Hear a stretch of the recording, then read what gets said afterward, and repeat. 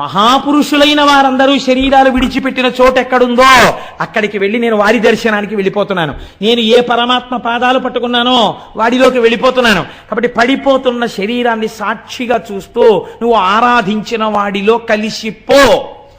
కాబట్టి ఏమైంది?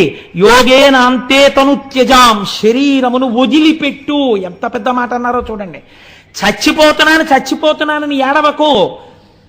ఓ ఉత్తరీయాన్ని తీసి రాత్రి ఇంటికి వెళ్ళిపోయిన తర్వాత అలా దండెం మీద బారేసినట్టు, ఫలహారమో రాత్రి భోజనమో అయిపోయిన తరువాత నీ మీద వేసుకున్న ఉత్తరీయాన్ని వదిలిపెట్టేసి పడుకోవడానికి ఓ తేలిక బట్టను ఎలా కట్టుకుంటావో అలా మళ్ళీ పొద్దున్న లేచి స్నానం చేసే ముందు ఆ తేలిక వస్త్రాన్ని వదిలేసినట్టు అయిపోయింది. ఈశ్వర, దీనితో ప్రయోజనాన్ని సిద్ధింపచేశావు, నన్ను అనుగ్రహించావు అని ఈశ్వరుడిలోకి చేరుతూ దీన్ని వదులు.